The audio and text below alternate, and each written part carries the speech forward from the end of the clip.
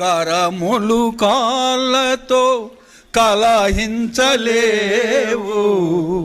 కరములు కాళ్ళతో కలహించలేవు,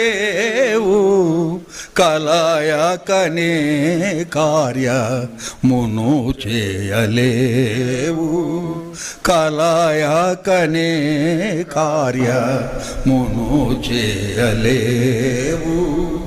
భక్తుల సంఘమే ప్రభుని శరీరము, అంగాయన తాన పూర్ణతని పోను, అంగాయన తాన పూర్ణతని పోను.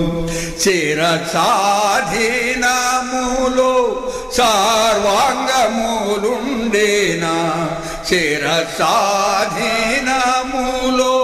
సర్వాంగములుండేనా, సేవలో ప్రభు పరిపూర్ణతయుండును, సేవలో ప్రభు పరిపూర్ణతయుండును. భక్తుల సంఘమే ప్రభుని శరీరము, అంగాయనాథన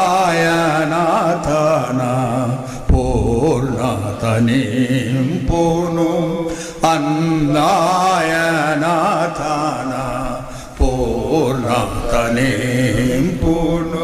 You are in the world, లోకంలో ఉన్నాము, but you should look for that heavenly candle. కానీ మనము పరలోకపు కానాను వైపు చూడాలి. One day we are going to go there. ఒక దినాన అక్కడికి చేరుకుంటున్నాము. According to Philippians, ఎందుకో తెలుసా? verse 20, first line, our conversation is in heaven. 20వ అధ్యాయం మొదటి వచనంలో మన పౌరస్థితి పరలోకమందున్నది. That is our nivasa sthalam. That is where we are going to dwell. అది మన నివాస స్థలము, మన చిరగృహమై ఉంటుంది. You cannot dwell.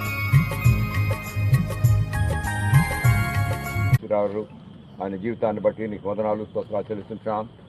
ఆయన పరిపూర్ణంగా మా తండ్రి ప్రభా మీ యొక్క పిలుపు కొరకే సిద్ధపడినాడు. గత వారం దినాలుగా ఆయన మా చెప్తూ వచ్చినారు. లేదా నా తండ్రి ఆఖరి మా తండ్రి శ్వాస వరకు నేను సేవిస్తానని, ఈ గొంతు ఆగిపోయేంత వరకు నేను ప్రకటిస్తానని ఆయన చెప్పిన మాటలను బట్టి మీకు వందనాలు చెల్లిస్తున్నాం. ఆయన కోరికను మీరు సిద్ధింపజేసినందుకే వందనాలు. ఫలభరితమైనటువంటి పరిచర్య ఆయనకు అనుగ్రహించినందుకే స్తోత్రాలు చెల్లిస్తున్నాం. కుటుంబ సభ్యులు దూరంగా ఉంటుండగా వారందరినీ మీ హస్తాలకు అప్పగిస్తున్నాం. వారిలోకి ఆదరణ దయచేయండి. అనేక మంది విశ్వాసులను ఆయన ప్రోత్సాహపరిచినారు. మాదిరి జీవితాన్ని బట్టి మా తండ్రి ఆయనకు అనుగ్రహించిన మా తండ్రి వాక్యంలో అనుగ్రహించిన ప్రావీణ్యాన్ని బట్టి నీకు వందనాలు చెల్లిస్తున్నాం. దేవుని అతనితో మాదిరిగా మాకు ముందున్నందుకే వందనాలు.